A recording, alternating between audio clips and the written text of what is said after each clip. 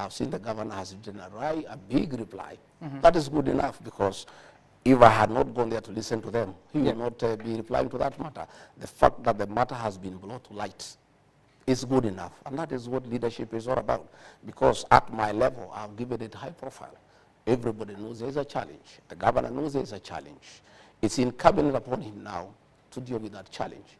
But I have undertaken, my rightful role as guarantor to Governor Sakaja to those people by going there and give them an ear and listening to them. And because of the publicity that has gone with the tour, the matter now is under discussion, which is a good beginning point. Interesting. And of course, we'll get back to that later on. But first, that was not the only issue that you were talking about while in the city. You also said a few things that I want to reference just a little bit. Mimi siwezi kubali mambo ya uongo, ndio kwa maana wananipiga vita. Kama mko na shida na mimi, kujeni munishtaki kwa wananchi. Who are you talking about? Some of you know what is happening, and I had hoped probably before we get into that discussion, we'll discuss matters to do with what I do. And no, we'll get there. We're just coming from the matters arising from the events that you had in the city. What I am saying is that it is everybody's knowledge that I'm a truthful person. And many people are uncomfortable with that truth. When I raised that matter of Wakulima market, I was called all sorts of names, including being called a tribalist. Given the fact that majority of the people in that market come from my community, matter beyond my control. And it was assumed that I'm talking because probably they come from my community. Far from it. In that market, there are traders from all communities. And when I bring these matters to light, many people have a problem with me. And the fact that I insist all the time that we honor pre-election pledges. There are things that we promise the people. We went there with Governor Sakaja and promised the people of that market that under our administration, their business can only flourish. It cannot become worse. We agreed that our administration will never oversee demolitions and evictions. Those traders were being evicted there about 10 years ago in a very brutal manner. And I talked about it.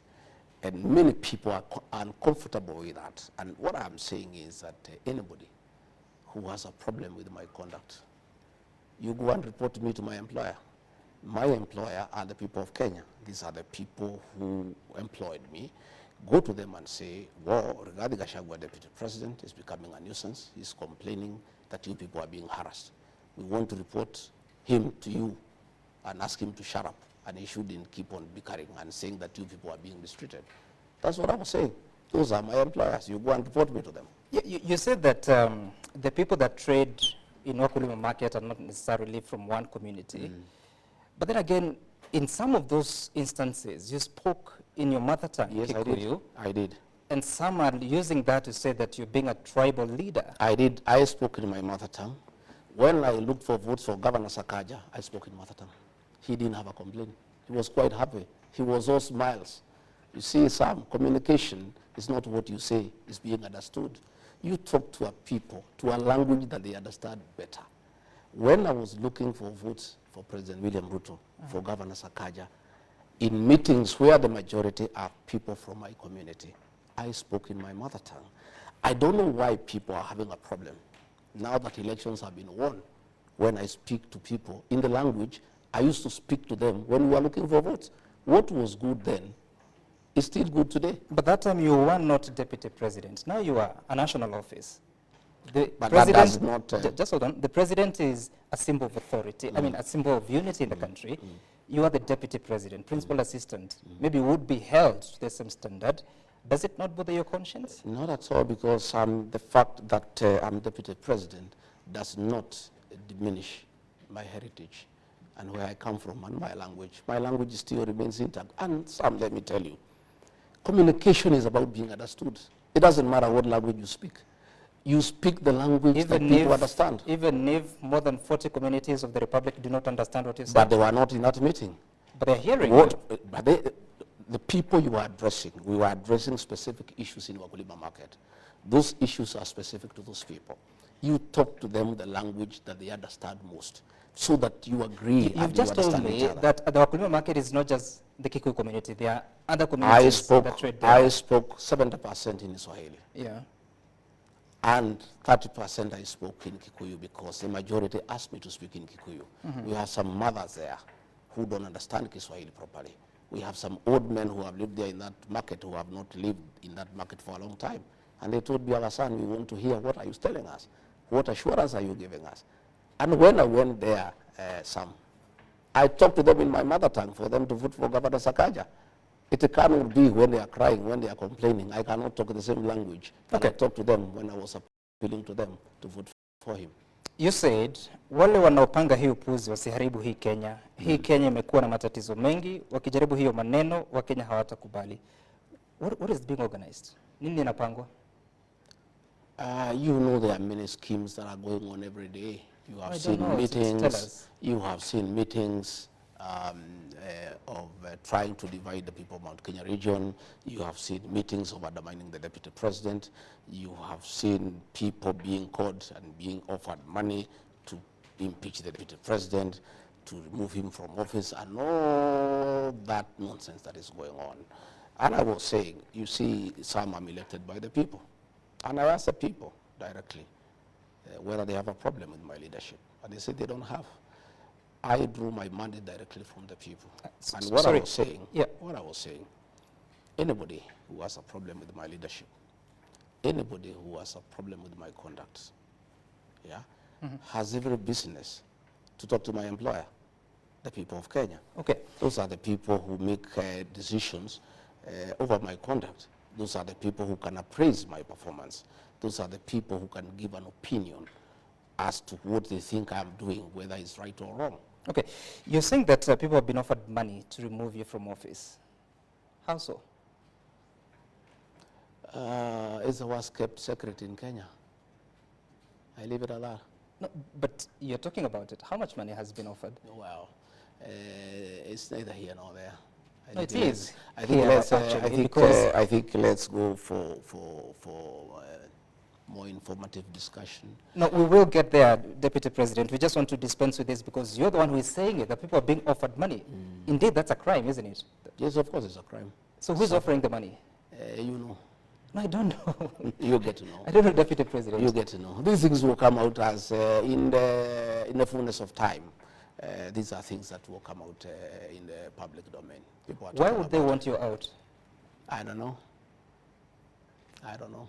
What are they telling you? They'll tell us. When they want to get us out, they'll tell us. They say that I'm high-headed. Yeah, that I am too people-centered. You know, that I'm listening to people too much. You know, that I am asking people to listen to what Kenyans are saying. I don't think it's a crime. I think leadership is about the people. And for you to be a good leader, you need to listen to the people. And I keep on listening to the people myself. And I keep on asking leaders, my fellow leaders, to listen to the people. And I'll continue listening to the people. And that's what I was doing today. And I'm wiser this evening than I was in the morning when I left here. I've known many things. I am well informed. Because you must listen to your employer, because it's important that you listen to your employer. You're saying that people who have a problem with you should consult the people. In what forum? I mean, where is that in the Constitution?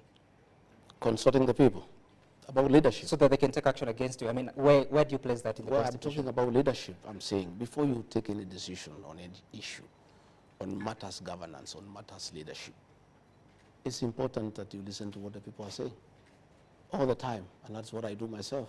I don't, even the Constitution, 2010 Constitution, you know, gives public participation as an integral part of our governance structure.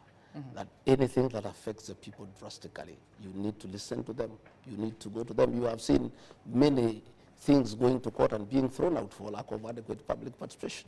Public participation is part and parcel of our life in this country, and more so in matters leadership, in matters governance. Deputy President, who told you there was a plan to impeach you? I am a consumer of information. When you call people for meetings, most of them are our people. When you coerce them, you intimidate them, you offer them bribes, they come and report to us. And, you know, what people must know, is that people have loyalties. And you may talk to many people and tell them what you want them to do, and you think that you are keeping a very big secret. You know, we get to know these things when the meetings are going on, or immediately after the meeting. You know, meetings have been held in Nyahururu. We know what was being discussed. Meetings have been held in Kitusuru, you know, in the house of a cabinet secretary. We know what was being discussed. We know the amount of money that exchanged hands. How much All is these things are in the public domain. How much? Never, don't worry. Are you interested in the money yourself? Don't worry about, I don't think anybody will find any of that money, so you shouldn't be worried about the amount. But all these things that are happening, people know, and some. Now, Let nobody underestimate the intelligence of the Kenyan people. The Kenyan people are very intelligent people, and they have come of age. And as I listen to people today, even when I was going to explain to them what is happening, they said, no, don't even bother. We know. You know, Deputy President, the interesting bit is that you're revealing information, but halfway. You've just now revealed there's a cabinet secretary who hosted a meeting in Kitisuru. Who hosted the other meetings? Who organized them? Some have told you. You have seen the meetings yourself. I've just told you what was being discussed inside those meetings. I'm giving you info on what was going on. Only meeting you are aware of the meetings. The only meeting I know about is of the members of parliament that came out and said that their leader is now... That was not the real issue. No, the real issue is what I'm telling you about. In that meeting, it was discussed that they were going to be the one that was held the whole night in Nyahururu. The whole night, that was what came out is not the real issue. The one of dividing the mountain into two, the one of looking for another leader, that was not the issue. The issue is how you can force a deputy president out of office. You know, that was the issue. It was the real issue that was being discussed in that meeting. And people know, and they reported to us, many people, most of them were coerced into that meeting. They were intimidated in that meeting. In fact, in the photograph, there were only 28. There were 35. And 7 of them ran away because they didn't want to be photographed. The others were said to be 48. The balance from 35 minus 48, I think is about 15, were not even there. And most of them, the Honorable Mother Wangari, denied that she had not participated. The Honorable Munyoro, the MP for Kegumo, wrote a letter saying he was not part of it. There was a lot of coercion, there was a lot of intimidation, there was a lot of bribery. Coercion from who? Yeah, for those who have the capacity to coerce. Who are those? You can describe them without naming. You know them. I don't know. Well, Deputy President. you live, you get Sam, you're an adult. You have been around for a long time. I can confirm I am, Yes. but I don't have that information. No, You do. You'll find out with the time. And as these conversations are going, because you're saying that there are people who are refusing that they were part of that meeting, there are those that accuse you that you bully people